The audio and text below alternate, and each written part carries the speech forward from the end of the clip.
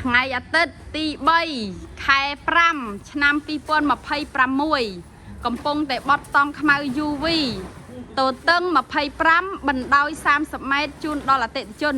អ្នកលក់សូមអរគុណបងមែនទែនសម្រាប់ការជឿជាក់ជួយគាំទ្រជួយទិញផលិតផលតង់ខ្មៅ UV ខាងខ្ញុំចាអញ្ចឹងសម្រាប់ប្រភេទតង់ខ្មៅ UV នេះបងប្អូនចង់បានទំហំប៉ុណ្ណាក៏បានខាងខ្ញុំអត់កាត់ជូនពុកម៉ែបងប្អូនទាំងអស់គ្នាដាក់បានតាមតម្រូវការរបស់បងប្អូនដែលត្រូវការចាអញ្ចឹងប្រភេទតង់ធំអញ្ចឹងគឺយើងបត់ប្រើគ្នាច្រើនបងប្អូនម្នាក់បត់4ម៉ែត្រឬក៏5ម៉ែត្រក្នុងម្នាក់ចាដើម្បីទាញសាច់តង់នេះឲ្យវាសន្ធឹងល្អអញ្ចឹងសម្រាប់ពុកម៉ែបងប្អូនទាំងអស់គ្នា